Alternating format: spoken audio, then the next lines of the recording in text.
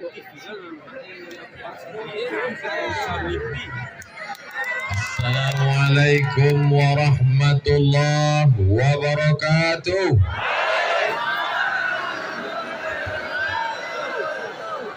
Kaifa halukum? How are you tonight? Boneh haba. Yang ketiga baru keluarannya keras sekali. Alhamdulillahi Rabbil Alamin. Majelis kita ini menjadi majelis bangkai busuk berbau berulat. Tidak ada maknanya kalau tidak diisi dengan salawat. Allahumma salli ala Sayyidina Muhammad wa ala alihi wa sahbihi wa barik wa sallim. Laisa minna, tidak termasuk umat kami, kata Nabi Muhammad SAW. Man lam yarham saghirana, orang yang tidak sayang kepada anak-anak, walam ya'rif syarafa kabirina, tidak hormat kepada orang tua, tidak sayang kepada anak, maka bukan umat Nabi Muhammad sallallahu alaihi wasallam. Supaya kita diakui sebagai umat Nabi Muhammad, yang sama-sama kita hormati Ibu Bupati Kabupaten Bima, Bapak Wakil Bupati, Ketua beserta anggota DPRD Kabupaten Bima, hadir pula bersama kita Bapak Sekda, Bapak Kepala Pengadilan Negeri, alim ulama, qori kita yang suaranya Masya Allah tabarakallah. Saya selama ini melihatnya hanya di YouTube saja. Malam ini Ustadz Samsuri Firdaus, betul? Yang baru saja melangsungkan pernikahan. Barakallahu lakum wa baraka alaikum wa jama'a bainakum fi khair. Amin. Sahabat saya yang membawa saya berkeliling di Provinsi Nusa Tenggara Barat, Ustadz Zaki Abdillah. Tak dapat saya sebutkan satu persatu semuanya. Hadirin hadirat, muslimin muslimat, mukminin mukminat yang belum kawin dan belum sunat, semuanya dimuliakan Allah Subhanahu wa taala. Man kharaja fi talabil ilmi, siapa yang keluar rumah dengan niat menuntut ilmu, fa huwa fi sabilillah, maka dia sama seperti orang yang berjihad fi sabilillah. Semua yang hadir malam ini pulang mendapatkan pahala jihad fi sabilillah. Saya paham, saya mengerti. Bapak Ibu semua sudah sering mendengar tausiah saya, betul? Malam ini masyarakat Bima hadir cuma meyakinkan bahwa Ustadz Abdul Somad itu memang betul-betul ada di alam nyata. Mereka selama ini yang HP-nya sampai hang, sampai paket 2 giganya habis. Malam ini mereka ingin melihat bagaimana bentuk Ustadz Abdul Somad. Ternyata setelah dia lihat-lihat, lebih bagus di layar monitor daripada langsung. Malam ini kita sedang menambah umur. Man ahabba ibsatalahu fi rizqihi, siapa yang mau melimpah ruah rezekinya, wa yursa'alahu fi azarihi, mau dipanjangkan umurnya, falyasil rahimahu, maka hendaklah dia menyambung tali silaturahim. Malam ini kita sedang menyambung tali silaturahim insyaallah. Amin ya rabbal. Saya berangkat dari Pekanbaru jam 8 pagi sampai ke Yogyakarta, transit tidak turun, lanjut lagi sampai ke Bali, transit 2 jam, dari Bali delay lagi nambah 1 jam, akhirnya terbang sampailah ke Bima. Di luar jendela alamnya indah, cantik, luar biasa, ada gunung, ada laut, pemandangan sulit untuk diungkapkan dengan kata-kata. Begitu turun ke bawah, saya membayangkan kalau alamnya indah, ini orangnya pasti lembut baik sekali. Begitu sampai ke bawah, tangan saya ditarik-tarik. Begitulah rupanya orang Bima mencintai Ustadz Abdul Somad. Kawan saya berbisik, ini efek dari susu kuda liar. Ini tandanya orang Bima sehat walafiat, fisiknya kuat. Dan ternyata qori-qori kita, orang-orang yang suaranya merdu itu kebanyakan berasal dari Bima. Allahu Akbar.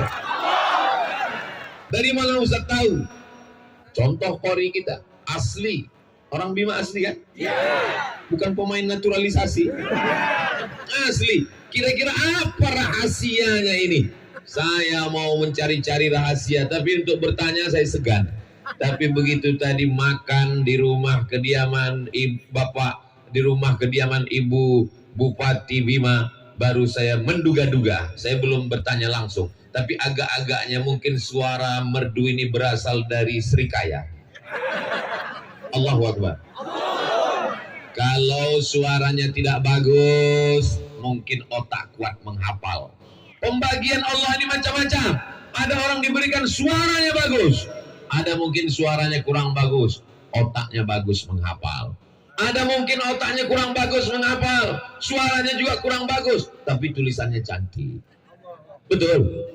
Ada mungkin orang tulisannya kurang bagus, hafalnya juga kurang kuat, suaranya juga kurang enak, tapi mungkin orangnya disiplin, tepat waktu, baik, soleh, banyak ibadah. Kita pilih salah satu dari kelebihan yang diberikan Allah Subhanahu wa Ta'ala. Otak kurang kuat menghafal, tulisan kurang bagus, suara macam kambing ditarik, orangnya selalu terlambat datang. Maka jangan khawatir, kita dekat dari laut, tinggal terjun aja ke laut.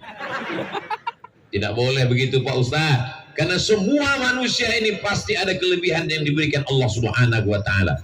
Yang hadir malam ini dilebihkan Allah iman, Islam, dan istiqomahnya, insya Allah. Kita kalau mati menghadap Allah, apakah yang akan kita bawa itu? Tidak. Yang kita bawa adalah iman.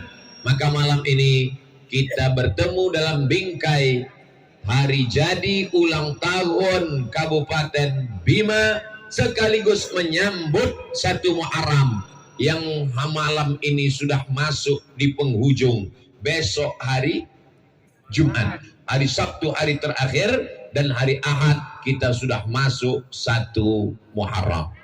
Umat Islam sebelumnya tidak punya kalender. Makanya Nabi Muhammad SAW itu diajarkan di sekolah, Nabi Muhammad lahir pada tahun gajah. Ustaz Abdul Somad lahir tahun apa? Pertanyaannya salah. Ustaz Muhammad lahir tahun berapa? Abdul Somad lahir 1977. Sekarang 2022, ya sekitar 25, 20 berapa. Beda sama Nabi Muhammad SAW. Zaman itu tidak ada tahunnya. Jadi seringkali dikaitkan dengan zaman, dengan masa. Orang yang belum punya kalender biasanya dikaitkan dengan musim. Kalau kebetulan musim banjir bandang, berarti lahirnya pada tahun banjir. Orang yang lahir tahun lalu itu kalau susah ngingatnya pasti nanti setelah 20 tahun. Kau lahir kapan? Itu tahun Covid. Kau tahun kapan? Tahun masker. Kau tahun kapan? Tahun online. Setiap orang yang belum punya kalender, setahunnya diikatkan, dilekatkan supaya punya pengetahuan dengan apa yang terjadi pada zaman itu. Betul? Jadi zaman Nabi Muhammad SAW, bangsa Arab primitif, tidak bisa menulis, tidak bisa membaca, dan belum punya kalender. Hari berganti, musim berubah. Nabi meninggal dunia, digantikan oleh Abu Bakar Siddiq. Abu Bakar jadi khalifah 2 tahun, tidak ada kalender. Meninggal Abu Bakar Siddiq, digantikan oleh Amirul Mukminin Umar bin Khattab. Pada masa Umar bin Khattab ada seorang gubernur bernama Abu Musa al-Ash'ari. Siapa namanya? Musa al-Ash'ari. Enaknya kalau kita dengar ceramah rame-rame, nggak bisa jawab, tinggal gerakkan aja mulut. Namanya Abu Musa al-Ash'ari. Abu Musa al-Ash'ari menjadi gubernur. Setiap kali tetangga kirim surat, ada tanggalnya, ada bulannya. Ustaz Somad itu megang surat apa? Ini bukan surat. Ada 2 kalimat yang tertulis di sini. Yang pertama, Bonehaba. Yang kedua, Lembo Ade. Mana tahu nanti jamaah ini ribut, sudah ada mantranya. Tapi ternyata jamaah mendengarkan tausiah tenang, luar biasa. Ini nampaknya pawang-pawang sedang bekerja. Pada saat dikirimkan surat, tolonglah wahai Umar bin Khattab, buatkan kami kalender. Maka bingung mau membuat kalender ini tahun apa. Akhirnya berkumpullah senior-senior. Senior itu artinya orang yang dituakan, itu senior. Ada juga kawan saya senior, senang istri orang. Lalu jangan ya, nanti pengajian jangan yang diingat, jangan yang itu, jangan diingat. Lalu kemudian berkumpullah sahabat, ditanya, kita ini umat Islam mau buat kalender, kira-kira tanggal 1-nya dimulai kapan? Akhirnya pertama memberikan pendapat. Saya berpendapat. Pendapat kamu apa? Bagaimana kalau kalender Islam itu dimulai dari kelahiran Nabi Muhammad sallallahu alaihi wasallam? Tahun 1-nya adalah tahun lahir Nabi. Seandainya kalender kita dimulai dari lahirnya Nabi, maka kalender kita namanya bukan hijrah, tapi namanya miladiyah. Karena lahir artinya bahasa Arabnya milad. Selamat hari milad Kabupaten Bima. Milad itu artinya lahir. Jangan nanti anak kita pulang ke rumah nanya, tadi siapa yang ceramah? Ustaz Somad. Dalam rangka apa? Dalam rangka milad. Milad itu artinya apa? Jangan banyak-banyak tanya. Banyak tanya masuk neraka. Milad artinya lahir. Selamat hari milad. Lalu kemudian tidak setuju. Saya tidak setuju kalau kalender Islam dimulai hari milad Nabi. Kenapa? Karena saat Nabi lahir, yang mabuk tetap mabuk, yang berzina tetap berzina, mohon maaf, yang khamar tetap minum khamar. Kelahiran Nabi Muhammad SAW tidak semuanya memuliakan, tidak semuanya menghormati, mereka tetap melakukan perbuatan maksiat. Akhirnya musyawarah diteruskan. Ada pendapat yang kedua. Saya punya pendapat. Apa pendapat kamu? Bagaimana kalau kalendernya dimulai dari sejak Nabi dapat wahyu? Ketika turun ayat Iqra bismi rabbikal ladzi khalaq khalaqal insana min 'alaq Iqra wa rabbukal akram alladzi 'allama bil qalam 'allamal insana ma lam. Enak ceramah di tempat orang yang banyak hafal Quran. Nyambung. Tidak setuju. Kenapa? Karena ketika Al-Quran turun, mereka tetap mabuk, mereka tetap berzina, mereka tetap menyembah berhala. Pendapat yang kedua ditolak. Ada pendapat lagi? Ada. Apa pendapat kamu? Bagaimana kalau saat Nabi meninggal itu dijadikan kalender tahun pertama? Nauzubillah. Untung pendapat yang ketiga ini tidak diterima. Andai kalender umat Islam dimulai dari sejak meninggalnya Nabi, berarti setiap menyambut tahun baru Islam kita nangis semua. Namanya tahun kematian. Kenapa? Karena setiap menyambut tahun baru Islam berarti mengenang kematian Nabi Muhammad sallallahu alaihi wasallam. Kelahiran tidak diterima, turun wahyu tidak diterima, meninggal tidak juga diterima. Akhirnya datanglah Sayyidina Ali bin Abi Thalib. Orang yang gagah perkasa Umar bin Khattab, orang yang hartanya banyak Utsman bin Affan, orang yang otaknya cerdas Ali bin Abi Thalib, orang tua yang bijaksana Abu Bakar Siddiq. Jadi kita tinggal memasukkan diri masuk mau golongan mana. Ini kalau ada yang tua bijaksana itu masuknya golongan Abu Bakar. Kalau ada anak muda gagah perkasa masuknya golongan Umar. Anak muda otaknya cerdas masuknya golongan Ali. Orang kaya raya masuknya golongan Utsman. Kaya tapi pelit golongan Karun. Sudah tua tapi mabuk golongan neraka jahanam. Lalu kemudian kata Ali bin Abi Thalib yang disetujui oleh Umar bin Khattab, al-hijratu tufarriqu bainal haqqi wal batil. Yang memisahkan antara yang hak dengan yang batil adalah hijrah. Ada orang yang pura-pura masuk Islam ternyata munafik, saat hijrahlah kelihatan. Itulah mengapa kalender kita disetujui oleh para sahabat Nabi, dimulai dari hijrahnya Nabi Muhammad dari kota Makkah menuju kota Al-Madinah Al-Munawwarah, maka dikenallah sekarang dengan nama kalender hijrah.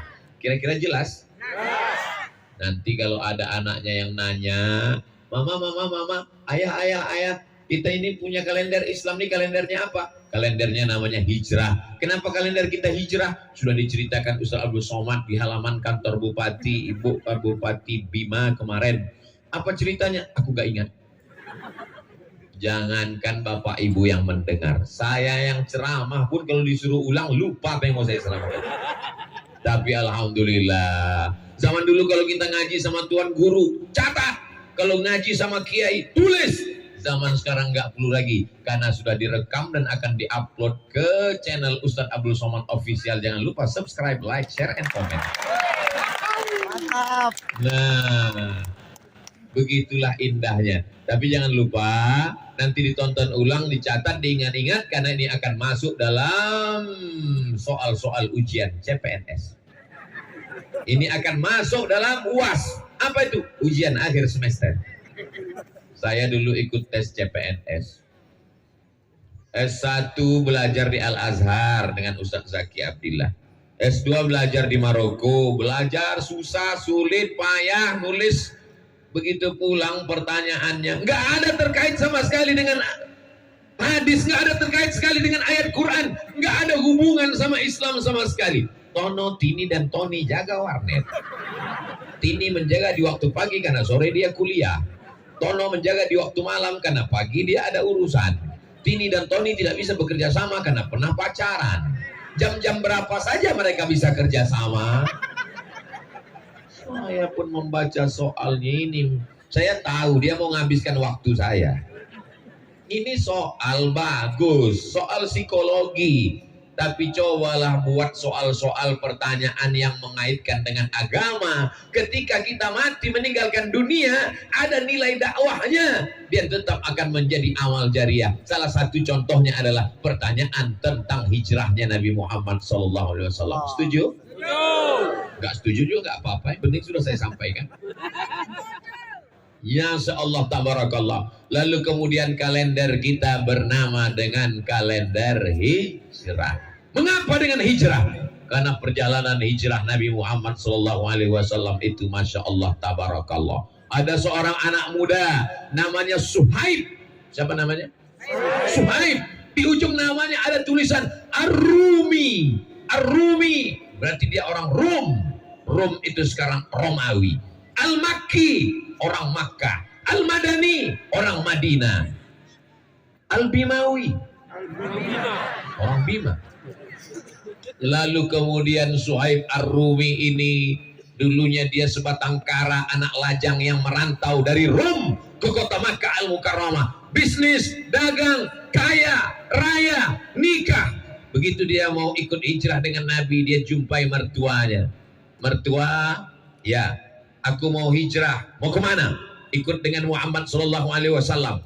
Dulu kamu datang ke kota Makkah ini sendiri sebatang kara, tidak punya harta, tidak punya anak istri. Sekarang kau sudah kaya, punya anak istri, mau pindah. Silakan tinggalkan Makkah, tapi tinggalkan anakku dan istrimu dan anakmu, cucuku. Aku tidak mau kau bawa anakku dan cucuku. Akhirnya dia pergi meninggalkan demi mengikut Nabi Muhammad Sallallahu Alaihi Wasallam. Untung kita tidak hidup di zaman itu. Betul? Banyak orang sekarang mengatakan dunia ini udah kacau Pak Ustadz, dunia ini udah rusak Pak Ustadz. Kalau ada orang ngomong begitu, kamu ngomong begitu di tahun 2022, memangnya kalau kamu dulu diikut di zaman Nabi, udah pasti jamin ikut Nabi? Belum tentu. Boleh jadi kalau kamu hidup di zaman Nabi, mungkin kamu ikut Abu Jahal sama Abu Lahab. Kita ditakdirkan Allah hidup di tahun 1443, yang 2 malam lagi kita akan masuk ke 1444. Itu menurut ilmu Allah. Memang sekarang kita layak. Kita syukuri saja nikmat ini dengan beramal soleh, bukan somat. Jamaah yang dimuliakan Allah Subhanahu wa taala.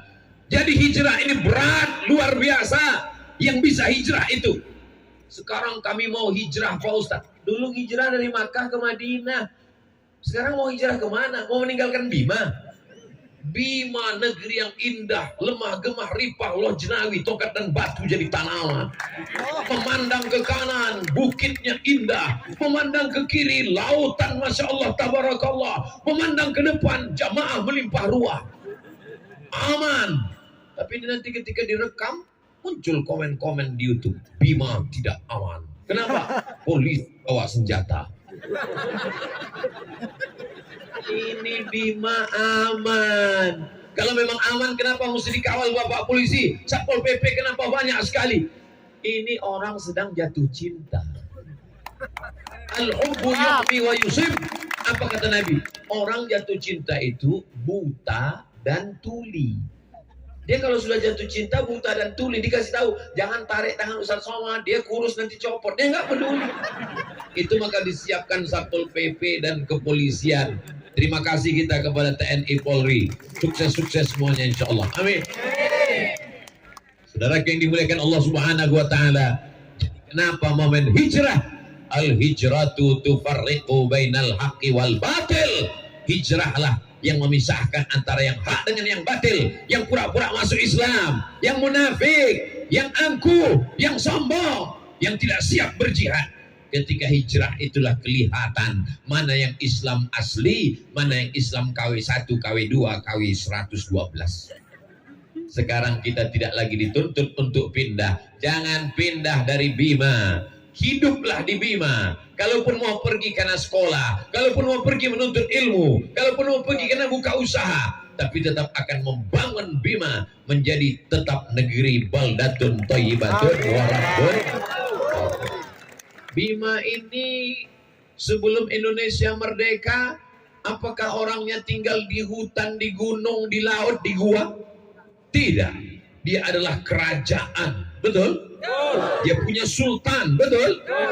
Tapi dia cinta dengan Negara Kesatuan Republik Indonesia. Dia bergabung dengan Negara Kesatuan Republik Indonesia. Jangan tanyakan kecintaan orang Bima terhadap Negara Kesatuan Republik Indonesia. Betul? Ustaz tahu dari mana? Makanya sebelum ceramah nanya-nanya dulu.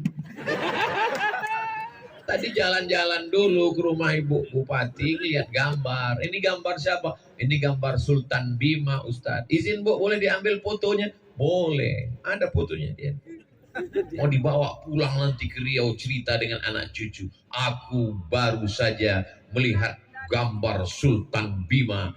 Dan mereka itu punya kerajaan di masa lalu. Sebelum Indonesia merdeka. Berani mengawal Presiden Soekarno. Dan setelah Indonesia mereka bergabung dalam satu hembusan napasnya. Dia cinta Negara Kesatuan Republik Indonesia. Dalam hembusan napasnya dia juga adalah orang yang bersyahadat asyhadu an la ilaha illallah wa asyhadu anna muhammadan rasulullah. Jadi kalau ada orang yang memisahkan antara cinta negara dengan agama, kalau cinta agama tinggalkan negara, kalau cinta negara tinggalkan agama, ini namanya orang jahil bin goblok. Dia tidak baca sejarah, dia tidak datang ke Bima. Di Bima orang cinta dengan negara, tapi dia tetap beragama. Dia cinta dengan agama, dia tetap bernegara. Kenapa?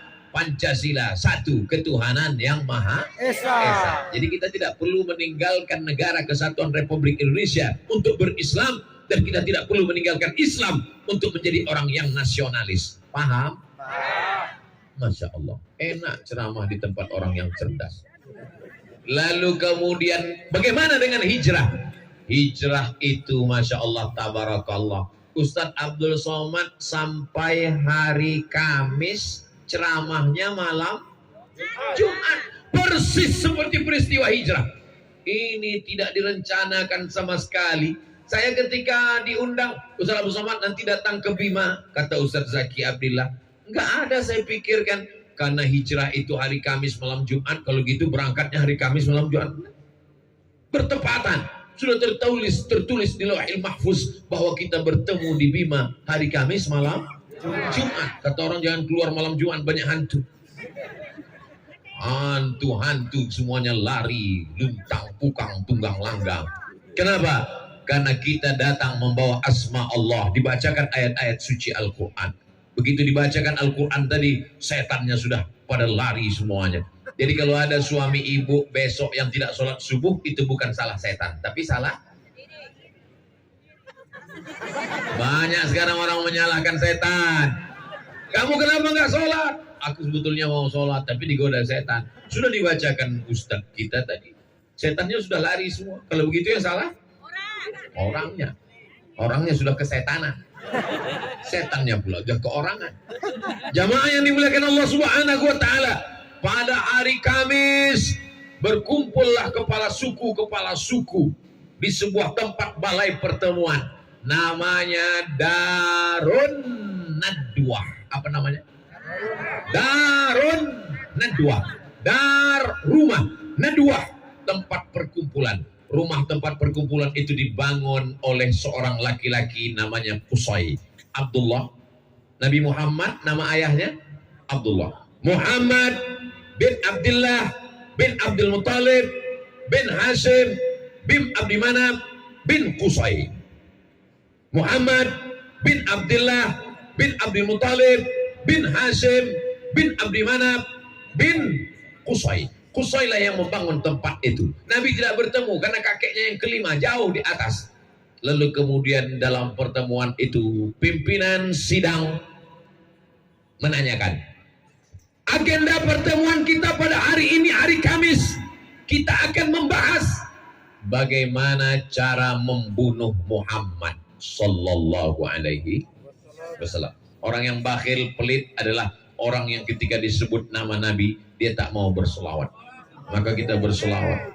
Sallallahu ala Muhammad sallallahu alaihi wasallam sallallahu ala Muhammad sallallahu alaihi wasallam. Ya Nabi salam alaika, ya Rasul salam alaika, ya Habibi salam alaika, salawatullah alaika. Lalu kemudian pada saat pertemuan itu ditanyakan oleh kepala sidangnya, siapa di antara kalian yang punya ide yang bagus, yang cerdas, yang efektif untuk membunuh Muhammad sallallahu alaihi? Yang satu angkat tangan. Saya punya ide. Apa ide kamu? Bagaimana kalau dia kita buang di tempat yang jauh supaya kita aman di sini, mau mabuk, mau menyembah berhala, mau berzina sesuka hati kita, supaya tidak ada yang mengganggu kita. Kita buang dia ke tempat yang jauh. Kata ketua sidangnya, saya tidak setuju. Kenapa? Karena kalau dia kita buang di tempat yang jauh, nanti di sana dia punya pengikut, dia orangnya punya aura karismatik, dia orangnya karismatik kepemimpinan, nanti di sana dia punya rakyat, nanti di sana dia punya pengikut, tiba-tiba pengikutnya datang ke Makkah, mati kita semua dia bunuh. Usul yang pertama ditolak. Ada yang punya ide lain? Angkat tangan lagi. Jadi ternyata orang kafir musyrik jahiliyah yang katanya jahiliyah bodoh itu bermusyawarah. Jadi kalau ada orang sekarang memutuskan perkara tidak musyawarah, berarti lebih jahiliyah dari jahiliyah. Ada ide yang kedua? Ada. Apa usul kamu? Bagaimana kalau dia kita masukkan ke dalam kotak, kita buat kotaknya dari kayu, kita paku, kita ikat, kita letakkan dia di samping Ka'bah, jangan kasih makan, jangan kasih minum, biarkan dia kering, panas. Bapak Ibu tahu bagaimana panasnya kota Makkah Al-Mukarramah. Bima ini termasuk panas atau dingin? Panas. Tapi perasaan saya dingin. Ada yang bilang panas dingin Pak Ustaz. Itu berarti demam. Bapak Ibu, mudah-mudahan kita panjang umur, sehat, bisa ke Makkah Al-Mukarramah. Itu diletakkan sendal swallow, sendal jepit di atas gurun pasir Makkah, langsung gulung jadi martabak. Saking panasnya. Jadi mereka katakan, bagaimana kalau dia kita ikat, masukkan ke keranjang, paku, jangan kasih makan, jangan kasih minum, kering sampai mati. Kata ketua sidang, saya juga nggak setuju. Kenapa? Karena dia punya pengikut di samping-samping kota Makkah ini banyak follower, viewer, dan subscribernya. Kalau sampai kita siksa dia di samping Ka'bah, nanti mereka akan bergejolak, akan terjadi revolusi, hancur kota Makkah. Lalu kemudian ada yang punya usul lagi. ada yang ketiga punya usul. Apa pendapat kamu? Mudah saja. Gak usah kita antar dia di tempat yang jauh, buang-buang energi. Gak usah kita ikat dia di dekat. Capek-capek aja buat keranjang, buat kerangkeng. Lalu bagaimana? Malam-malam jam 1 malam kita utus anak muda yang paling kuat tenaganya, membawa pedang paling panjang, paling tajam. Sekali cincang kepalanya putus, mati, selesai. Bagus juga ide ini. Bapak Ibu setuju? Saya mancing aja sudah. Masya Allah, tabarakallah. Tapi kata ketua sidang dia tidak setuju. Kenapa? Ini berbahaya. Kamu lupa Muhammad SAW itu orang mana? Dia bukan manusia sembarangan. Dia adalah anak Abdullah, Abdullah anak Abdul Muttalib, Abdul Muttalib anak Hashim, Hashim anak Abdi Manaf, Abdi Manaf anak Qusay, keturunan dari Adnan, keturunan dari Ismail, keturunan dari Ibrahim alaihi salam. Dia adalah anak keturunan dari para nabi dan dia adalah suku termulia orang Quraisy. Kalau sampai dia mati terbunuh, maka akan hancur. Kenapa? Karena semua akan menuntut balas. Akhirnya sidang pun deadlock. Akan dilanjutkan setelah yang satu ini. Nah, kalau kita di TV ada iklannya. Di Bima hebatnya nggak ada iklan. Lalu kemudian setelah itu apa yang terjadi? Muncul satu orang. Pakai jubah, pakai sorban, jenggot dan kumisnya putih. Orang menganggap dia adalah tokoh masyarakat. Padahal dia adalah setan. Isinya setan yang menyamar jadi manusia. Kata dia punya ide. Apa itu usulnya? Bagaimana kalau yang mencincang jangan satu orang? Karena kalau yang mencincang membunuh itu satu orang, maka satu orang saja nanti yang akan dituntut. Tapi setiap suku kirimkan anak muda. Satu suku anak muda, satu suku anak muda, satu suku anak muda, satu suku anak muda, sehingga semuanya terlibat. Kalau semua terlibat, maka tidak akan ada yang menuntut karena semuanya sudah bersekongkol. Inilah namanya kejahatan berjamaah. Lebih afdol 27 kali lipat. Bagus ide ini. Siapa yang punya ide ini? Ide ini diberikan oleh seorang iblis. Bukan seorang iblis. Kalau iblis itu kan berekor, seekor iblis. Ide ini diberikan oleh iblis yang disetujui oleh ketua sidang. Nama ketua sidangnya adalah Umar bin Hisham. Kalau saya sebut Umar bin Hisham, banyak orang nggak tahu. Umar bin Hisham itu siapa Pak Ustadz? Namanya Umar bin Hisham, tapi nama kerennya Abu Jahal. Oh, kalau itu kami kenal Pak Ustaz. Ada seorang laki-laki namanya Abdul Uzza. Abdul Uzza siapa Pak Ustaz? Kami tidak kenal. Nama kerennya Abu Lahab. Oh, kalau itu kami kenal. Makanya kalau kenalan sama orang, tanya nama keren siapa. Namanya siapa? Ustadz Abdul Somad. Nama kerennya Uwas.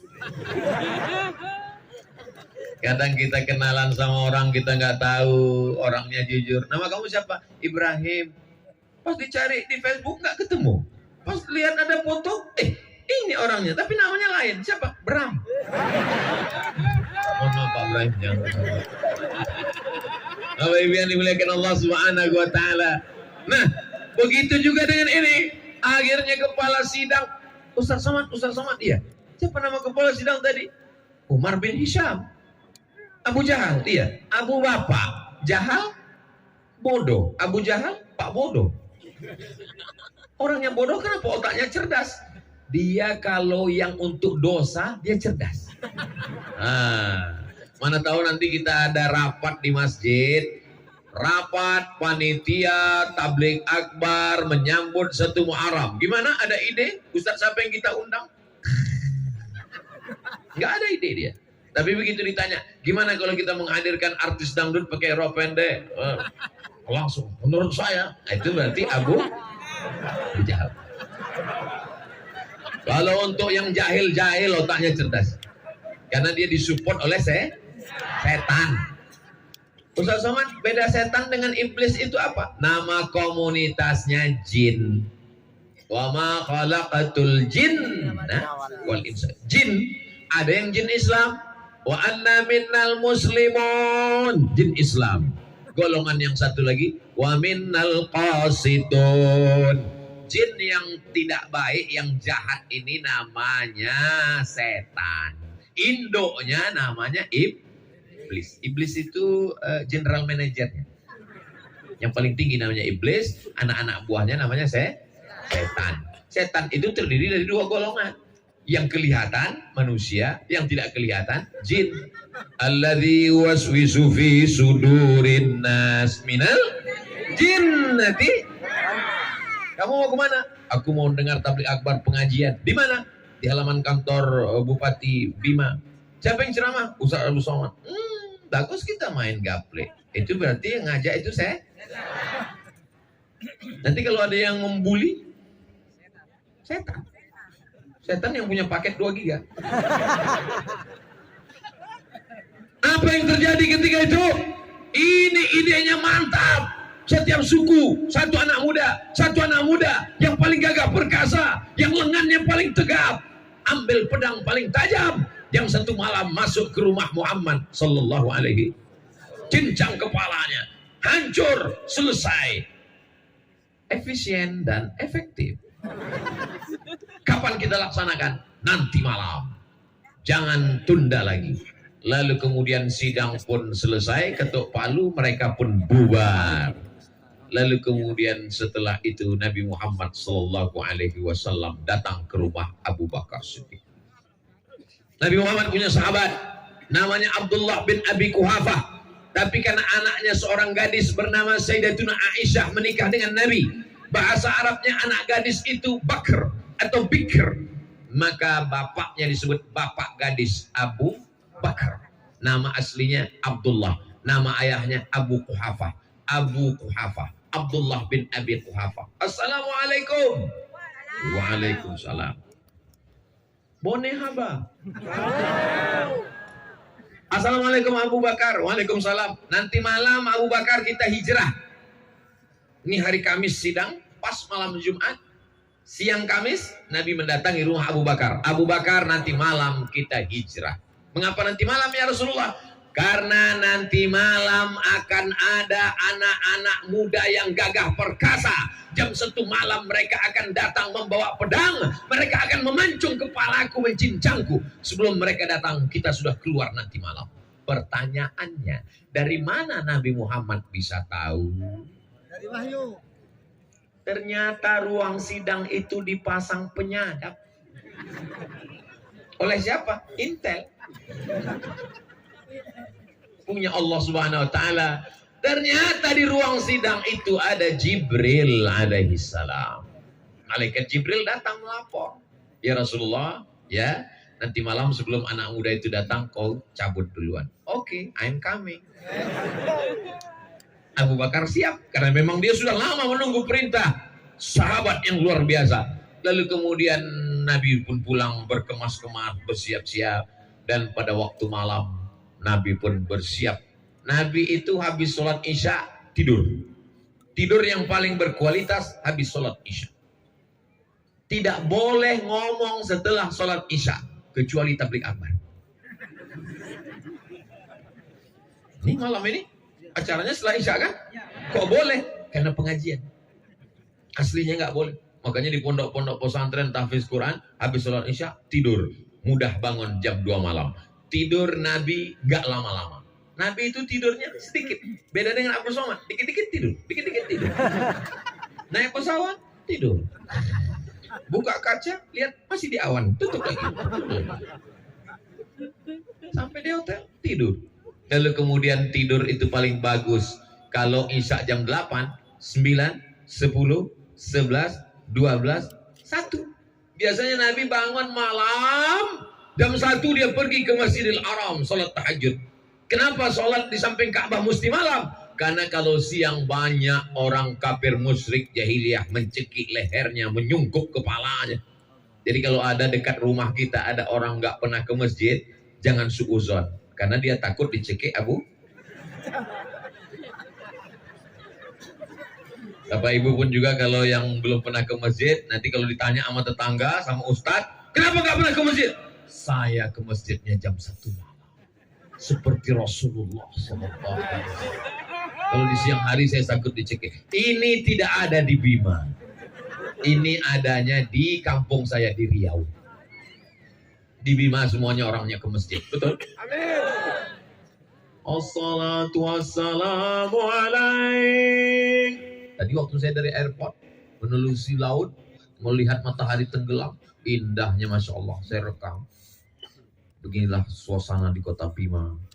Anak-anak semuanya pergi ke masjid sehingga sepi. Masya Allah indahnya. Memang betul, ini bukan basa-basi. Semua orang pergi ke masjid. Alaika ya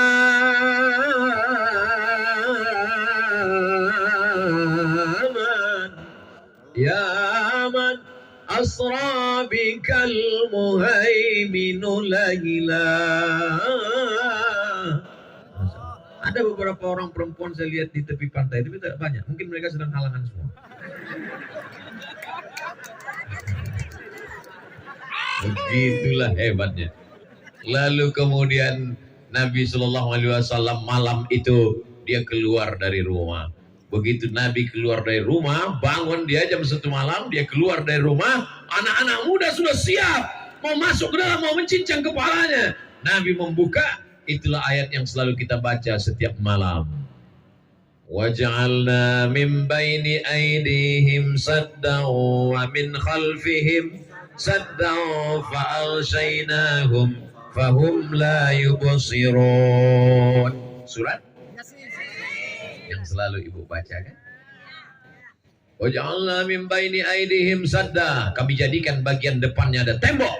Wa min khalfihim sadda, kami jadikan belakangnya ada tembok. Fa'alshaynahum, kami tutupi mereka mata mereka. Fahum la yubsirun, mereka tak bisa melihat.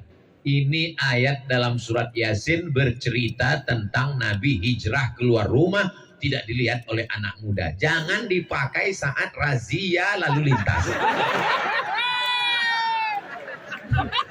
Ini gara-gara dengar ceramah Ustaz, besok begitu nampak razia langsung waja'alna min baini aydihim sadda wa min khalfihim sadda fahum la yubsirun fa'ashaynahum fahum la yubsirun. Oh gitu, lewat depan Polantas prit gitu. Loh, kok Bapak ngeliat? Kata Pak polisi, aku dengar ceramah juga. Kok pikir kau aja baca Yasin?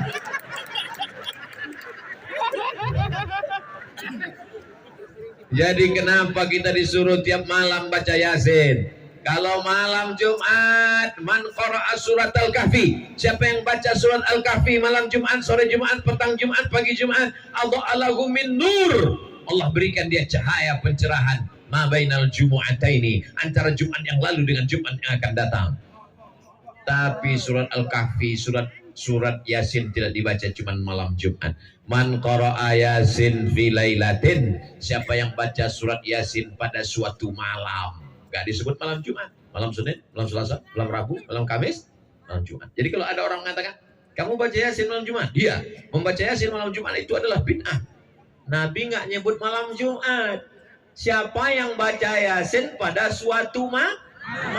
Malam Jumat itu malam apa enggak malam? Malam. Berarti masuk malam apa malam? Malam. Dalilnya Jadi baca Yasin terserah, nggak mesti pada malam Jumat. Surat Al-Kahfi dikhususkan malam Jumat, malam yang lain boleh. Lalu kemudian kalau kita disuruh membaca itu malam Jumat, sebenarnya kita sedang mengenang peristiwa hijrah setiap malam. Waja'alna min baini aydihim sadda wa min khalfihim sadda fa'alshaynahum fahum la yubsirun. Menetes air mata mengenang hijrahnya Nabi Muhammad sallallahu alaihi. Tapi sekarang banyak orang baca Yasin, dia nggak merenungkan isinya. Kenapa? Karena dia nggak baca dengan makna, dia nggak baca perenungan, dia nggak pahami. Dia baca sampai ujungnya, sirun, fayakun, turjaun.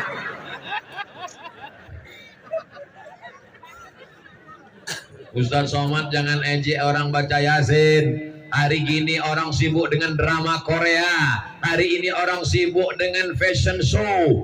Orang sudah mau baca Yasin itu sudah alhamdulillah. Tapi yang kita inginkan ada kualitas yang lebih baik. Yang selama ini belum baca sudah mulai baca. Yang selama ini bacanya kalau mau baca rame-rame. Kalau pas lagi rame baca. Kenapa? Karena bisa tanpa suara.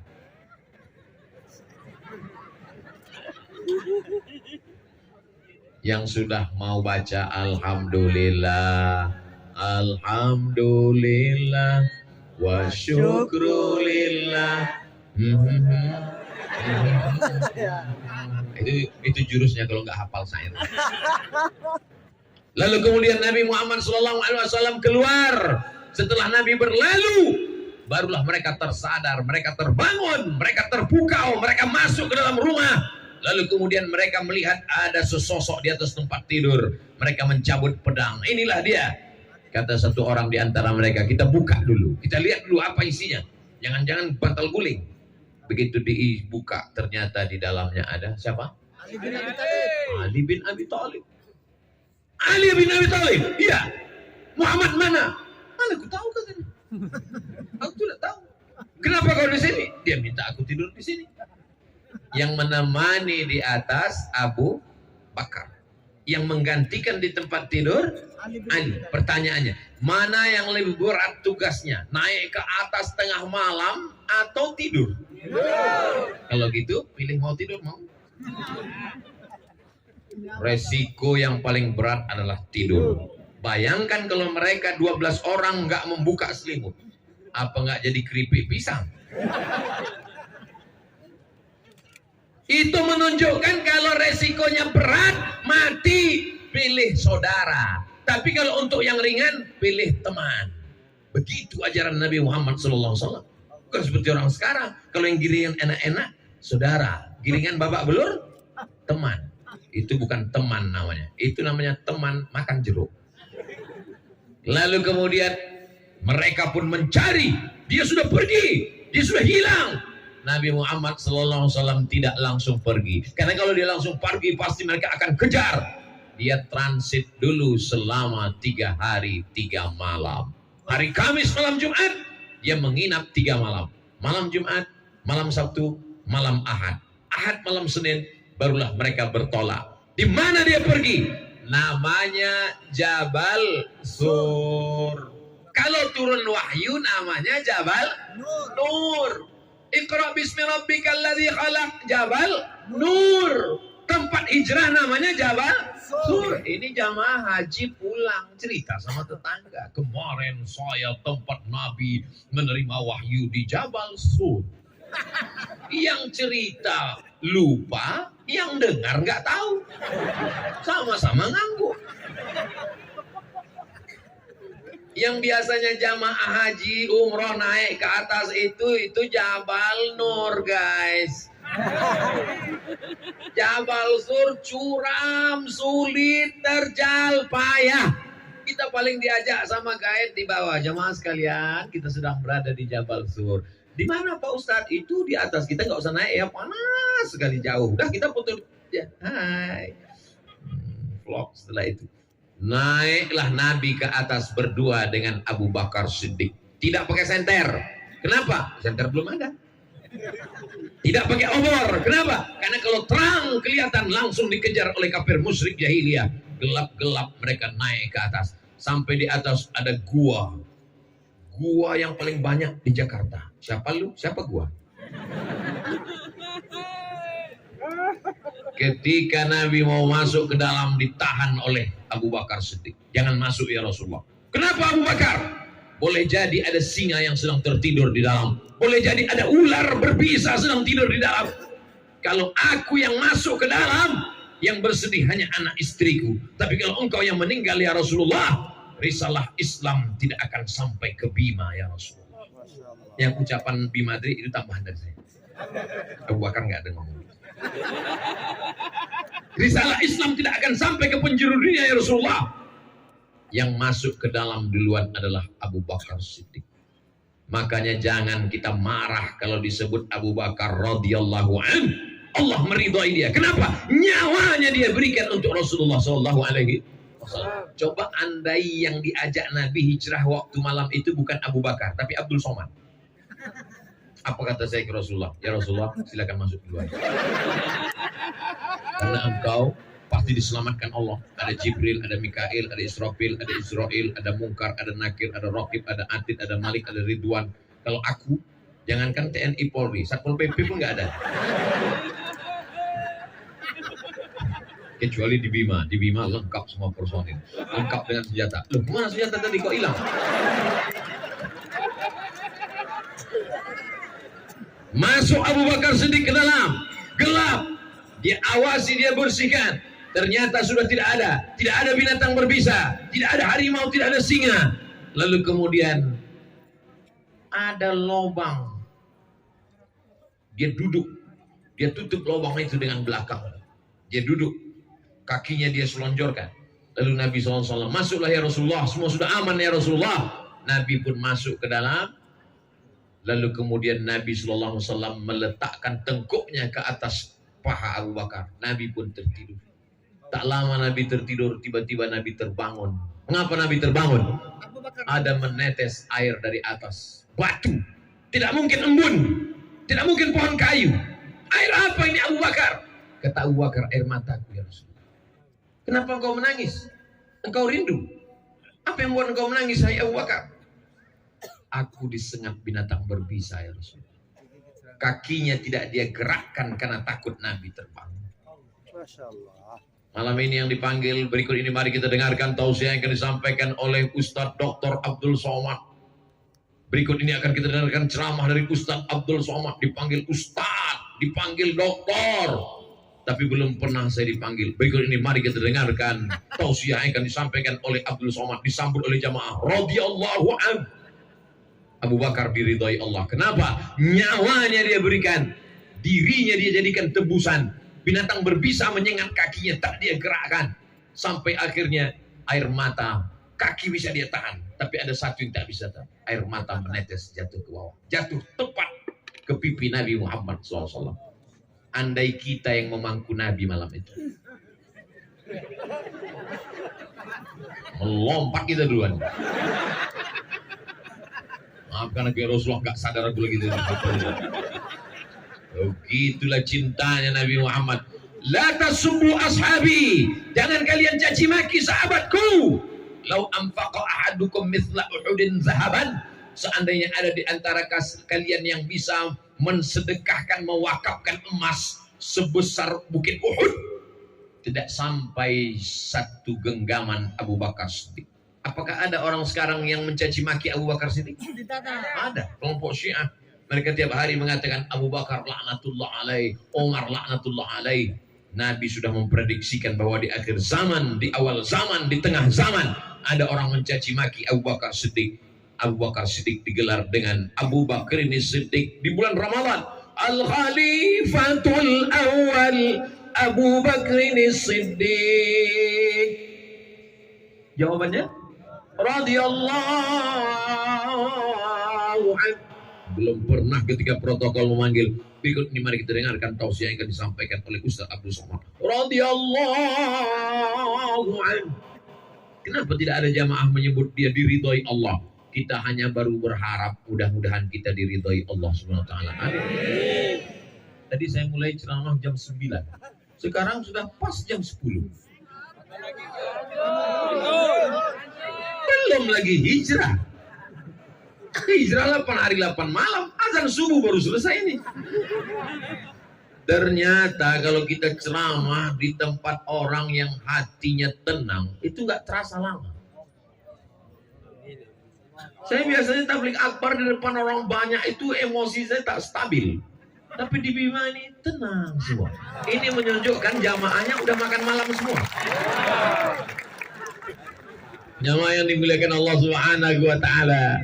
Lalu kemudian selama di sana yang ngantar makanan itu siapa? Malam Jumat, malam Sabtu, malam Ahad, malam Senin.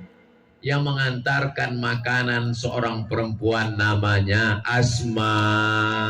Pakai alif. Siapa namanya? Mesti panjang. Asma.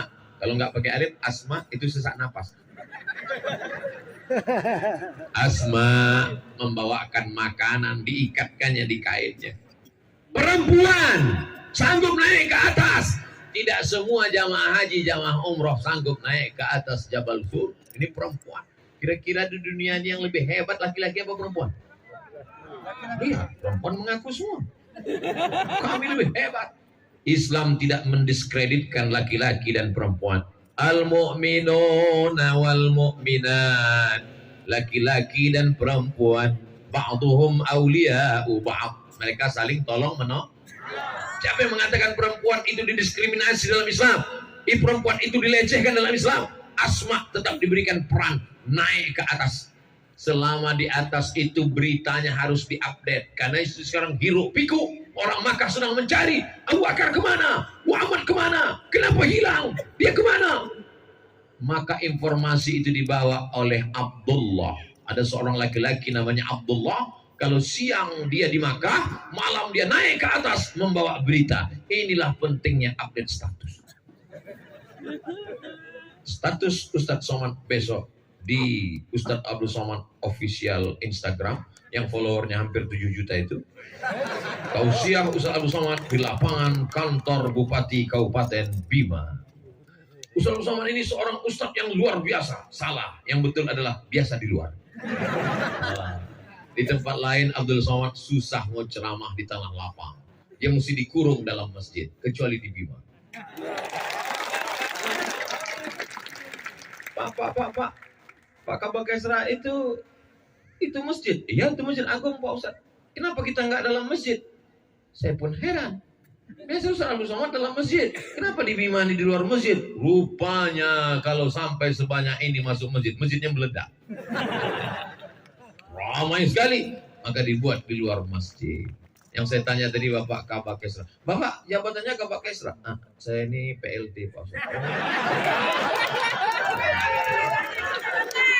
Tahu Bapak Ibu arti PLT?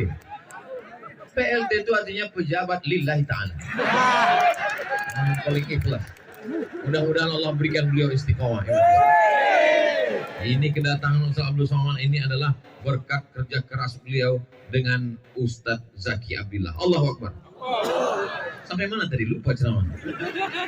Lalu kemudian Nabi Shallallahu Alaihi Wasallam selama di atas itu mesti ada satu yang berjaga-jaga mengawal di bawah. Jangan sampai musuh ada kelihatan. Yang mengawal di bawah itu namanya Amir bin Fuhairah. Pura-pura mengembala kambing. Dia ngontrol. Kalau ada orang kasih kode. Kayaknya waktu itu belum bisa miss call. Kalau ada orang kasih kode. Ada yang menemani di atas Abu Bakar Siddiq. Ada yang menggantikan di tempat tidur Ali bin Abi Thalib. Ada yang membawa makanan Asma. Ada yang membawakan berita Abdullah. Ada yang mengawal di bawah namanya Amir bin Fuhairah. Ini kalau menurut bahasa kampung saya, the right man on the right place. Orang yang tepat di tempat yang tepat. Ditempatkan dia di sini. Ini jadi kepala dinas, ini jadi kepala kantor, ini jadi kepala badan, ini yang ada kepala, ini nggak ada kepala. Supaya bekerja ini. Jadi pelajaran dari hijrah ini luar biasa Bapak Ibu yang dimuliakan Allah Subhanahu wa taala. Kenapa tidak langsung berangkat? Kalau langsung berangkat diikuti musuh. Biarkan suasana tenang. Sama seperti Bapak Ibu minum kopi, diaduk. Setelah diaduk nggak langsung minum. Kita biarkan dulu tenang 3 hari. Setelah 3 hari baru kita minum. Lalu setelah 3 hari, malam Jumat, malam Sabtu, malam Ahad, hari Ahad, malam Senin, barulah Ustadz Somad pulang ke Pekanbaru Riau. Jadi saya sampai hari Ahad nanti berkeliling. Jangan pulang. Oh bahaya, nanti disangka buka cabang. Lalu kemudian sampai mana tadi? Lalu saya kalau ketemu simpang tuh lupa. Lalu kemudian Nabi Shallallahu Alaihi Wasallam ketika sedang berada di dalam gua, datanglah orang kafir musyrik jahiliyah. Naik mereka ke atas mengejar. Abu Bakar sedikit ketakutan, menggigil. Lau absara, seandainya mereka melihat kaki mereka, la absarana, mereka pasti melihat kita ya Rasulullah. Apa kata Nabi? Ma zannuka bisnaini, kalau kau sangka kita di sini berdua, wallahu thalithuhuma, ada Allah yang ketiga. Kalau kau sangka di sini kita cuma berdua, ada Allah maka kita akan kuat kalau kita bersama dengan Allah. Bapak kalau ngasih tahu istri begitu, mama jangan takut, masih ada papa yang bisa minjam pinjaman online. Jangan begitu. Allah masih bersama kita. Jangan menakut-nakuti. Beda Nabi Muhammad dengan Nabi Musa alaihissalam. Nabi Muhammad ketika sahabatnya ketakutan, apa kata dia? La tahzan, jangan sedih. Innallaha ma'ana. Allah bersama kita. Allah bersama kita, hai Abu Bakar. Kalau Nabi Musa enggak, apa kata Nabi Musa? Kalla inna ma'iyya rabbi sayahdin. Allah bersamaku, enggak bersama kamu, Beb. Kenapa beda? Kenapa beda Nabi Muhammad dengan Nabi Musa? Karena temannya Nabi Musa ketakutan. Temannya Nabi Muhammad ketakutan. Abu Bakar sedang ketakutan. Orang yang ketakutan kita bangkitkan semangatnya. La tahab, jangan takut. Wala tahzan, jangan cemas, jangan galau. Allah bersama kita. Temannya Nabi Musa bukan ketakutan, nakut-nakutin. Innalah mudrakun, innalah mudrakun. Itu Fir'aun sedang mengejar kita. Nanti kita ketangkap, nanti kita ketangkap. Kalla, kata Nabi Musa. Inna ma'iya rabbi sayahdin. Allah bersamaku. Sedangkan kau matilah dengan ketakutan. Jadi kalau teman bapak itu termasuk temannya Nabi Muhammad, ketakutan, bangkitkan semangatnya. Jangan takut. Allah bersama kita. Tapi kalau dia nakut-nakuti kita, hati-hati Ustaz Somad, nanti Ustaz Somad kena tangkap, nanti Ustaz Somad kena usir. Kalla, sekali-kali tidak. Allah bersamaku, tidak bersamamu. Pret. Lalu kemudian pada malam hari Ahad bertolaknya di waktu malam. Jadi hijrah itu keluarnya malam, malam Senin, hari Ahad, malam Senin. Mereka pun bertolak. Yang jadi guide penunjuk jalan namanya Ibnu Uraiqid. Siapa namanya? Tidak Islam. Tidak Islam. Ini dalil boleh bekerja sama dengan orang yang tidak Islam selama aman. Yang dipakai itu jasanya menunjukkan jalan. Karena dia tahu jalan khusus menelusuri tepian Laut Merah dari Makkah. Makkah di bawah, Madinah di atas, Yaman di bawah, negeri Syam di atas, Mesir di kiri, Maroko di kiri. Peta buta. Jangan kita bahas sekarang. Makkah di bawah, Madinah di atas, Laut Merah di samping. Mereka buat jalur khusus, dia tahu jalan. Maka kemudian Nabi pun bertolak. Lalu kemudian mereka 8 hari 8 malam. Berangkat hari Ahad malam Senin, sampai di Quba hari Senin. 8 hari 8 malam perjalanan panjang. Di dalam perjalanan panjang itu macam-macam mereka lewati. Kalau kita bahas 8 hari 8 malam ini, sampai saya ceramah seminggu lagi, habis jadwal yang lain. Lalu dalam perjalanan itu apa saja yang mereka lihat, Pak Ustadz Abdul Somad? Begitu mereka siang harinya dalam keadaan naik onta, panas terik, tiba-tiba di kejauhan nampak seperti debu yang naik ke atas.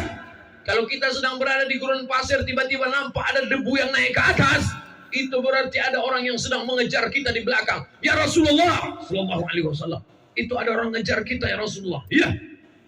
Nabi tetap naik onta pelan. Yang mengejar itu nampaknya naik kuda kejang. Lalu kemudian apa yang terjadi? Begitu sudah datang mendekat, ujung kaki kudanya terperosok ke dalam pasir dan kudanya jatuh, dia pun berguling-guling. Laki-laki yang mengejar itu namanya Suraqah bin Malik. Siapa namanya? Suraqah bin Malik. Suraqah bin Malik. Kata Nabi SAW, ada apa hai Suraqah bin Malik? Ya Muhammad Sallallahu Alaihi Wasallam, di kota Makkah mereka sedang mengadakan undian. Siapa yang bisa membawa kepala Muhammad, baik hidup maupun mati, dia akan diberikan 100 ekor onta. 1 ekor onta paling murah 50 juta. Sebetulnya lebih, tapi karena kita udah lama kenal, ya 50 aja lah. Kalau 1 ekor onta 50 juta, kali 100 ekor berarti? Hah? Pokoknya banyak lah. Kalau kita belikan cendol, kita berenang dalam cincau.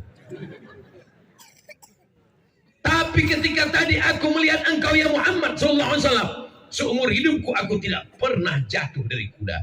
Seumur hidupku aku berhasil pembunuh bayaran. Tapi begitu kudaku jatuh, Aku berpikir bahwa yang kukejar ini adalah bukan manusia biasa. Saksikanlah ya Muhammad, asyhadu an la ilaha illallah wa asyhadu anna Muhammadan Rasulullah. Apa pesan Nabi kepada Suraqah bin Malik? Aghib anna, silakan kau pulang, tapi sembunyikan berita tentang kami. Jangan kau update status. Jangan sampai kau ceritakan, aku tadi baru ketemu Nabi Muhammad di jalan.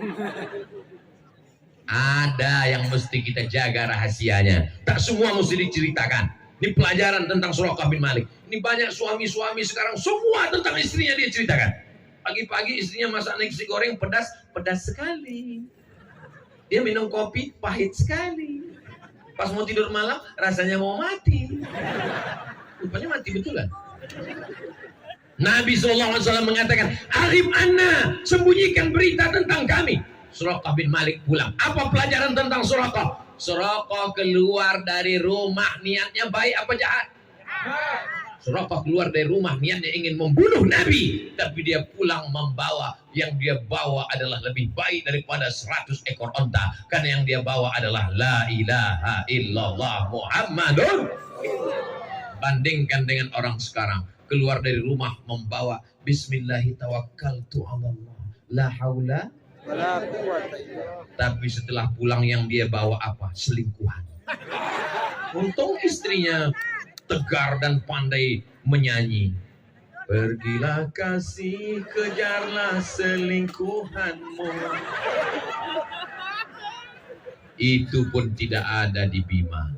Itu hanya di planet Mars, Merkurius, Neptunus, dan Pluto. Suraqah bin Malik keluar rumah niatnya baik apa jahat?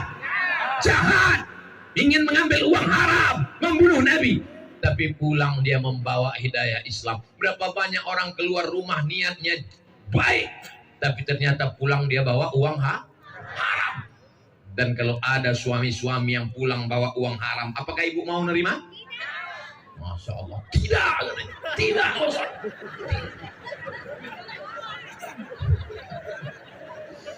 Gitu hebatnya perempuan-perempuan yang tangguh dan luar biasa. Lalu kemudian Nabi melanjutkan perjalanan. Sampai dia lanjutkan perjalanan, panas, kering kerontang. Mereka mampir ke tempat peternakan kambing. Sudah merupakan hukum yang tidak tertulis. Kalau mampir ke tempat peternakan kambing, boleh minta air susu kambing. Sepelit-pelitnya orang kafir musyrik jahiliyah, kalau ada ternak kambingnya, boleh minta air susu kambing. Jadi kalau ada orang sekarang ini nggak mau ngasih air susu kambing, tapi hebatnya orang Bima, jangankan air susu kambing, air susu kuda liar pun dia kasih. Tidak ada air susu kambing, kata peternak, karena ini musim kemarau. Ini hanya ada kambing yang kurus saja. Dibawakannya kambing yang kurus, didoakan Nabi Shallallahu Alaihi Wasallam. Akhirnya diperaskan dapat 1 gelas. Bagian bawahnya dibasuh. Bagian bawah gelas itu dihapus Abu Bakar dengan sorbannya, supaya pasirnya tidak menetes ke kain Nabi. Lalu diberikan kepada Nabi SAW. Nabi pun meminum. Ketika Nabi meminum air itu, apa kata Nabi? Apa kata Abu Bakar Siddiq saat melihat Nabi meminum? Fasyariban nabiyyu hatta irtawaitu. Nabi meminum air susu kambing sampai hausku hilang. Saya ketika membaca hadis ini nampaknya buku salah cetak. Yang minum Nabi atau Abu Bakar? Saya ulang sekali lagi. Nampaknya yang dengar udah nggak konsen. Yang minum ini Nabi apa Abu Bakar? Nabi kan? Yang bilang hausnya hilang Nabi Abu Bakar. Kenapa Nabi yang minum haus Abu Bakar hilang? Ini buku salah cetak. Baca buku lain sama. Fasyariban nabiyyu hatta irtawaitu. Nabi minum sampai haus hilang. Ternyata inilah puncak daripada keimanan. Beda kalau saya jalan dengan Ustadz Zaki. Begitu Ustadz Zaki minum, langsung saya komen. Melihat Ustadz Zaki minum, hausku merajalela. Kita belum bisa merasakan perasaan orang lain. Kita hanya menjaga perasaan kita tanpa menjaga perasaan orang lain. Saya ini orangnya termasuk menjaga perasaan orang lain. Dari tatapan mata orang, saya tahu dia gelisah ceramah ini nggak habis-habis. Makanya di mana-mana saya ceramah tuh saya batasi. Ceramah Abdul Somad tidak lebih dari 60 menit sesuai yang tertulis di botol 600 ml. Kecuali di Bima 2 botol. Takbir. Masya Allah, tabarakallah. Kadang kita ceramah di kantor. Orang-orang di kantor ini berangkat dari rumah, dia udah kena tekanan. Tekanan siapa? Tekanan orang rumah. Pas di jalan kena tekanan. Tekanan siapa? Razia lalu lintas. Sampai di kantor, ada tekanan lagi. Apa itu? Pengajian. Jadi dianggap Ustadz itu pelengkap penderitaan hari itu. Makanya saya selalu mengatakan, saya ceramah nggak lebih dari 60 menit. Supaya apa? Supaya mereka tahu bahwa penderitaan ini nggak akan lama lagi, selalu berlalu. Ada kepastian yang diinginkan manusia. Lalu kemudian apa yang terjadi ketika itu? Bahwa Nabi Abu Bakar hubungannya amat sangat spesialis. Sampai Abu Bakar itu bisa merasakan perasaan senang melihat Nabi senang. Apakah Bapak Ibu sudah bisa merasakan perasaan saudara? Melihat teman mobilnya baru ikut senang. Melihat teman rumahnya baru ikut tenang. Melihat teman istrinya baru ikut tenang. Sudah bisa merasakan perasaan itu? La yu'minu ahadukum, kamu belum beriman hatta yuhibba li akhi, sampai kau dapat merasakan perasaan saudaramu kama yuhibbu li nafsi, sama seperti sayang pada diri sendiri. Ikut senang melihat senang, ikut susah melihat kesusahan orang lain. Yang banyak sekarang bukan begitu. In tamsaskum hasanatun tasuhum, kalau kamu dapat nikmat dia susah hati. Wa in tusibukum sayyi'atun, tapi kalau kamu dapat musibah, yafrahu biha, dia senangnya luar biasa. Gimana kabar si Anu sekarang? Dia berhasil mau berangkat haji. Apa?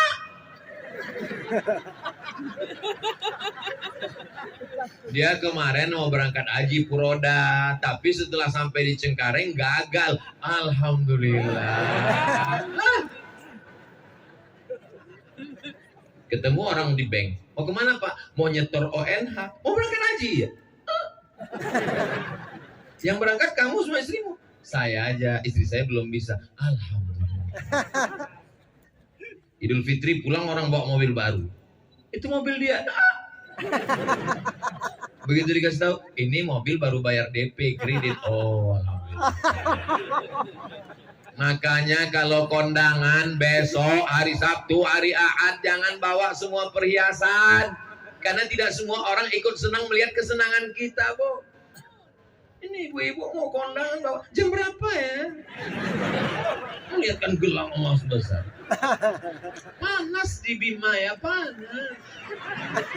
Enggak semua orang ikut senang melihat kesenangan kita. Ditambah lagi ancaman ekonomi sulit, orang pencuri, maling, garong.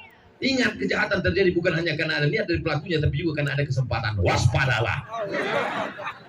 Lalu kemudian Nabi Muhammad SAW melanjutkan perjalanannya sampai pada suatu malam di suatu kampung, sholat Isya jamaahnya lebih 70 orang. Loh, kapan mereka masuk Islam? Itu pertama kali Nabi lewat. Ternyata perjalanan di ujung tanduk terancam mau dibunuh orang, tapi dakwah tak boleh berhenti. Nabi mengajarkan dakwah, rukun-rukunnya aja yang dibaca. Al-Fatihah, niat, Al-Fatihah, takbir, langsung saat itu mereka sholat berjamaah, makmumnya 70 orang. Lanjut perjalanan. Akhirnya mereka pun sampai di suatu tempat namanya Quba. Sebelum masuk ke Masjid Nabawi, sampai di Quba hari Senin. 4 malam nginap di Quba. Malam Selasa, malam Rabu, malam Kamis, malam Jumat. 4 malam berdiri satu masjid. Itulah dia Masjid Quba. Mudah-mudahan nanti kita bisa sampai ke Masjid Quba. Siapa yang sholat di Masjid Quba dapat pahala seperti umroh. Apa Pak Ustaz? Siapa yang sholat di Masjid Quba dapat pahala seperti umroh? Loh, saya kemarin waktu umroh mampir di Masjid Quba, enggak sholat, foto aja Pak Ustaz. Foto di depan mimbar, foto di samping mihrab, buat vlog, update status, tapi enggak sholat. Yang salah siapa? Ustaz Somad. Kenapa aku yang salah? Kamu yang tidak belajar. Panjang umur sehat badan, kita akan umroh insya Allah. Amin. Ongkos tanggung sendiri. Apa pelajaran dari sini? 4 malam mendirikan masjid, manfaatkan. Jangan mati sebelum bangun masjid. Allahu Akbar. Allah. Bisa membangun masjid dengan kekuasaan, pakai kekuasaan bangun masjid. Berdiri Masjid Agung Bima. Allahu Akbar. Takbir. Bisa bangun masjid. Ustaz Somad, di Bima ini ada masjid terapung. Wow, amazing. Berarti dia di pinggir laut. Iya Pak Ustaz. Begitu saya lihat tadi, ada tiangnya.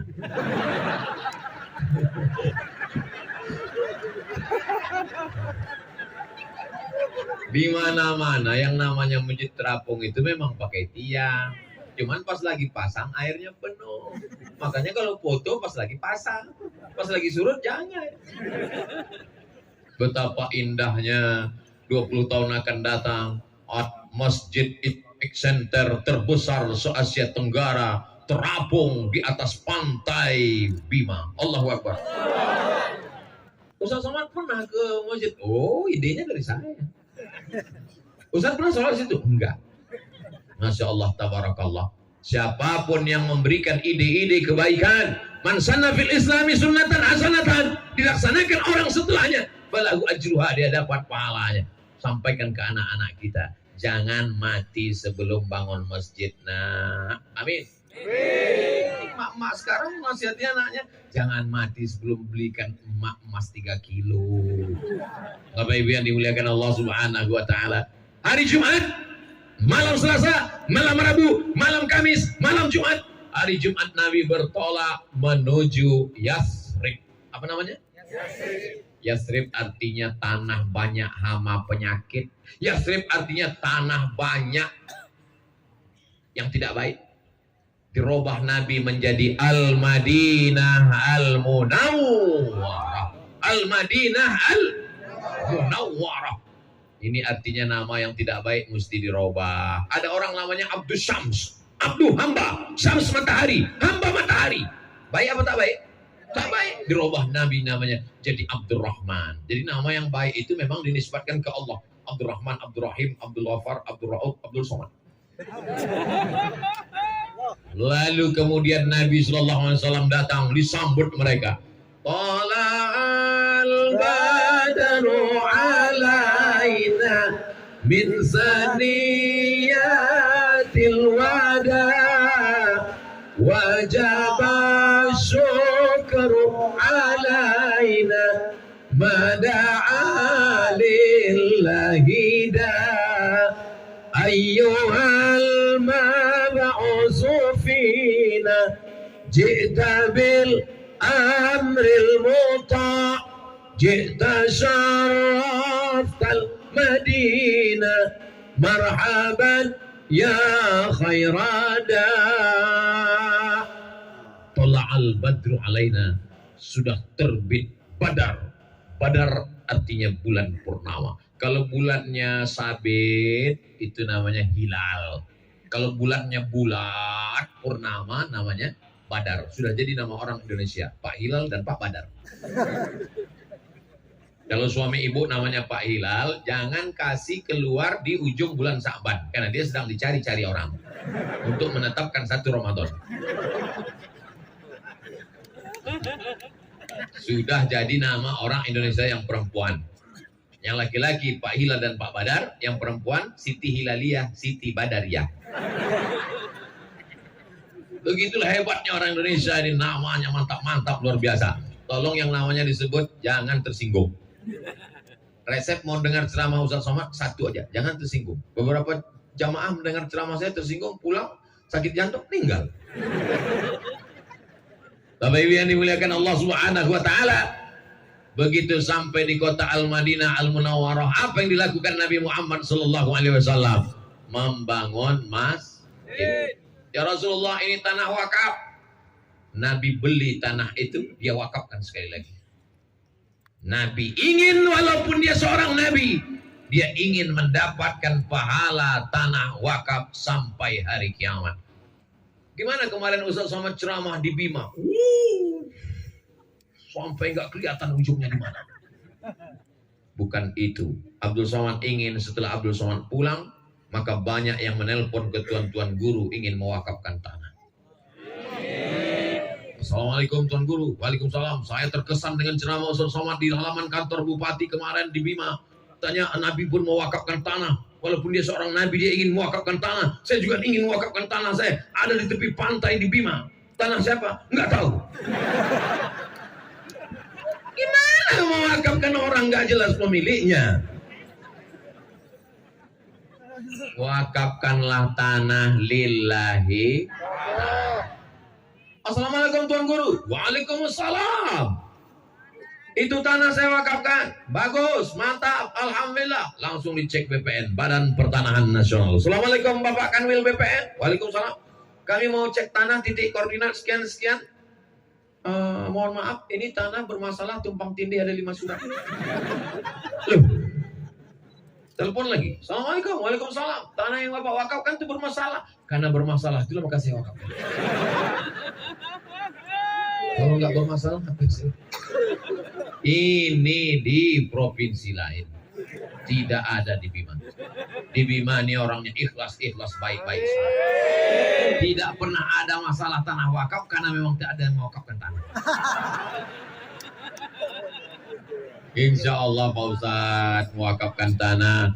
Tanah yang kau punya sejauh mata memandang. Begitu kau meninggal dunia, yang diperlukan hanya semeter kali 2. Betul? Tanah sejauh mata memandang. Gimana kerja sekarang sukses? Alhamdulillah Pak Ustadz. Tanahnya gimana? Ya cukuplah untuk 7 keturunan. Begitu kau meninggal dunia, yang kau perlukan hanya 3 lapis kain kapan. Pernah Bapak Ibu ngelihat ada orang meninggal tiba-tiba kainnya bukan kain kapan tapi dibungkus dengan karpet? Walaupun dia orang kaya, tidak ada sekaya-kaya orang bajunya cuma 3 lapis. Ustaz Abdul Somad cuma 3 lapis. 1 singlet di dalam, kemeja, habis itu sorban kesayangan dengan tulisan luar biasa. Lembo Ade.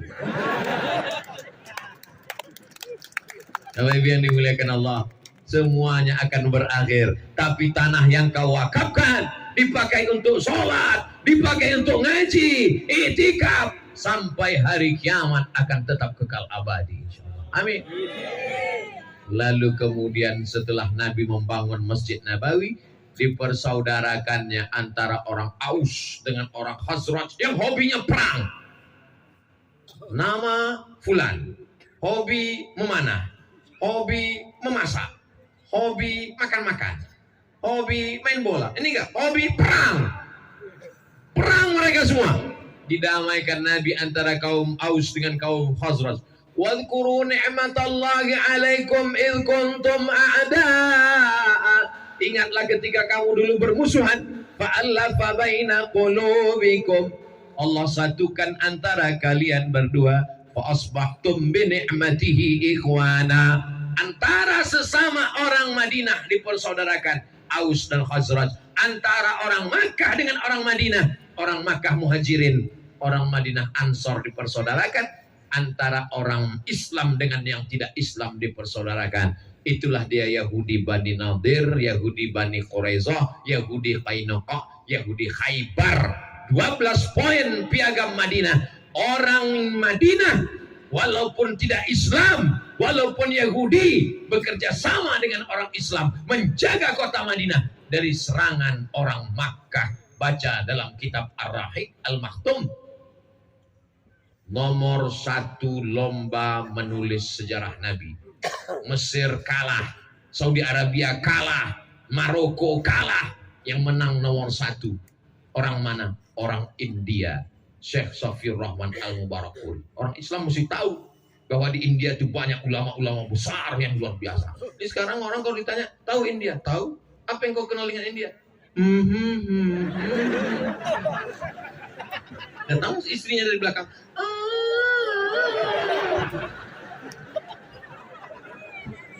Judul lagunya Kuntilanak. Bapak Ibu yang dimuliakan Allah Subhanahu wa taala. Kenapa Ustaz Abdul Somad tadi ceramah nengok ke sana, nengok, saya nengok. Saya itu kalau ceramah nengok berapa orang yang muak. Kalau saya lihat ada orang muak, saya berhenti. Saya sudah ceramah dari jam 9 sampai jam 10:30, 90 menit, nggak ada yang muak. Jamaahnya kuat, saya nggak tahan. Kalian enak duduk. Aku berdiri dari tadi. Kata yang belakang, Ustaz kami berdiri juga. Betul, memang kalian berdiri, tapi kalian berdiri cuma diam, aku ngomong.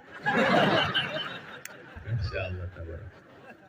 Abdul Somad, selama orang masih mau berkumpul, selama orang masih mau mendengar ceramah, bicaralah, karena bicaramu itu akan bernilai ibadah. Nanti sampai masanya kau mau ngomong tapi orang sudah tak bisa mendengar. Kapan tuh? Orang mati. Datang kita takziah. Oh ceramah apa sama orang mati? Sampai masanya nanti kau mau ngomong tapi kau tak bisa lagi ngomong. Kenapa? Kau sudah sakit, sudah tua. Sekarang saya diundang ke Bima, menggelegar suara saya. Assalamualaikum. Masih. Tapi kalau 30 tahun lagi, Assalamualaikum.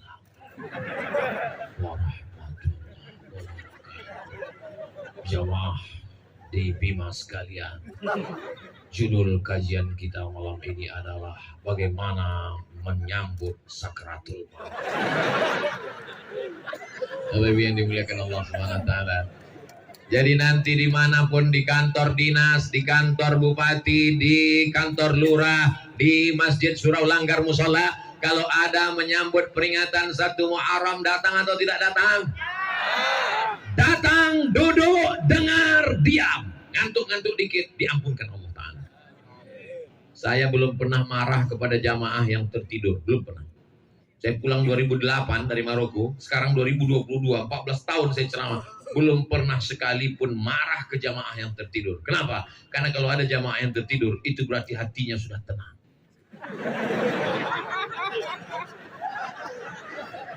Nama yang dimuliakan Allah Subhanahu wa Ta'ala. Pada malam hari ini 90 menit kita bersama. Selamat milad Kabupaten Bima. Semoga Bima menjadi baldatun thayyibatun. Pemimpinnya adil dan amanah. Masyarakatnya khairul ummah. Umat yang terbaik, umat Nabi Muhammad SAW. Selamat menyambut tahun baru Hijrah 1 Muharram 1444 Hijrah. Di antara semua tausiah, inilah perdana menyambut tahun baru Hijrah. Abdul Somad menyambut tahun baru Hijrah dari wilayah timur Indonesia, dari Bima. Apa hebatnya orang Bima kalau dibandingkan orang Riau? Di Bima kita sudah selesai sholat Isya, di Riau baru mau sholat maghrib. Insya Allah orang Bima lebih dulu masuk surga daripada orang Riau. Begitu juga kalau pas masuk neraka. Tergantung kita memilih, betul? Di akhir majelis mari kita sama berdoa kepada Allah Subhanahu wa taala. Mudah-mudahan keluarga kita sakinah mawaddah warahmah. Mudah-mudahan anak-anak cucu kita soleh dan solehah, menjadi para penghafal Quran mujahid fi sabilillah. Rezeki melimpah ruah, bisa berwakaf, berinfak dan bersedekah. Diampunkan segala dosa-dosa yang besar yang kecil, dibantu melunasi segala hutang piutang, dijadikan istiqomah iman dan Islam, mati dalam keadaan husnul khatimah. Ala hazihin niyah, untuk niat yang baik-baik ini. Al-Fatihah. A'udzu billahi minasy syaithanir rajim. Bismillahirrahmanirrahim. Alhamdulillahi rabbil alamin. Ar-Rahmanir Rahim. Maliki yaumiddin. إياك نعبد وإياك نستعين اهدنا الصراط المستقيم صراط الذين أنعمت عليهم غير المغضوب عليهم ولا الضالين آمين اللهم صل على سيدنا محمد وعلى آل سيدنا محمد السلام عليك يا رسول الله اللهم إنا نتوسل إليك بجاه نبيك محمد صلى الله عليه وسلم بسر الفاتحة أن تيسر لنا أمورنا. Barakah Nabi Muhammad, barakah surat Al-Fatihah, mudahkan segala urusan kami ya Allah. Wa taqdi hajatina, tunaikan segala hajat-hajat kami ya Allah. Wa tuballigh maqasidana, sampaikan segala maksud niat baik kami ya Allah. Allah mawaffiq ulata umurina, pemimpin-pemimpin kami condongkan hatinya untuk menolong agamamu ya Allah. Sehatkan badannya, kuatkan imannya ya Allah. Bil khusus Ibu Bupati, Bapak Wakil Bupati, Ketua beserta anggota DPRD, Kepala Dinas, Kepala Badan, Kepala Kantor, Kabak Kesra, semua yang tak dapat disebutkan satu persatu, Bapak Sekda, jadikanlah hati mereka istiqomah iman dan Islam. Allahumma ja'al hadzal balada baladan amina. Jadikan Kabupaten Bima negeri yang aman, negeri yang damai. Allahumma rzuqna rizqan halalan thayyiban mubarakan fi. Berikan kami rezeki yang halal dan barakah. Allahumma rabbana hab lana minas sholihin. Jadikan anak kami anak-anak yang soleh dan solehah. Rabbana hab lana min azwajina wa dzurriyyatina qurrata a'yun waj'alna lil muttaqina imama. Jadikanlah pasangan hidup kami, anak-anak kami, orang-orang yang sejuk dipandang mata dan menenangkan hati kami, ya Allah. Ya muqallibal qulub, Engkau yang membolak-balikkan hati, tsabbit qulubana, kokohkan hati kami ala dinik, dalam agamamu, ala ta'atik, dalam ketaatanmu kepadamu, ya Allah. Allahumma in kana rizquna fis sama' fa anzilhu. Kalau rezeki kami masih tergantung di langit, turunkan ke Bima, ya Allah. Wa in kana fil ardi fa akhrijhu. Kalau rezeki kami masih tertanam dalam tanah, naikkan ke Bima, ya Allah. Wa in kana ba'idan faqarribhu. Kalau rezeki kami masih jauh di tengah lautan, maka dekatkan ke daratan Bima, ya Allah. Wa in kana mu'siran fayasirhu. Kalau rezeki kami masih sulit, masih susah, masih payah, maka mudahkanlah, ya Allah. Rabbana la tana'lana dzamban illa ghafartah. Pulang kami dari majelis ini dalam keadaan bersih dari dosa-dosa. Wala dainan illa qadaitah. Lepaskan kami dari hutang piutang riba. Wala maridan illa syafaitah. Ada di antara kami yang sakit, angkat penyakitnya, sehatkan, ya Allah. Wala mayyitan illa rahimtah. Yang meninggal dunia, lapangkan kuburnya, ya Allah. Wala hajatan min hawaijid dunya wal akhirati laka ridha walana fiha salah. Segala hajat dunia, hajat akhirat baik bagi kami dan Engkau ridha. Illa qadaitaha wa yassartaha. Mudahkanlah, ya Allah. Wala raghiban illa anjabtah. Yang belum menikah, berikanlah jodoh yang baik-baik. Wala raghiban illa anjabtah. Yang belum punya anak, berikan keturunan yang baik-baik. Rabbana ijma'na ma'al habibil mustafa fi jannatikal ula. Satukan kami di surga Jannatul Firdaus bersama Nabi Muhammad sallallahu alaihi wasallam. Rabbana atina fid dunya hasanah wa fil akhirati hasanah wa qina adzabannar wa adkhilnal jannata ma'al abrar ya aziz ya ghaffar. Wa sallallahu ala sayyidina Muhammad wa ala alihi wa sahbihi wa sallam. Walhamdulillahi rabbil alamin. Taqabbalallahu minkum minna wa minkum taqabbal ya karim. Terima kasih segala perhatian. Mohon maaf segala kesilapan. Wassalamualaikum warahmatullahi wabarakatuh.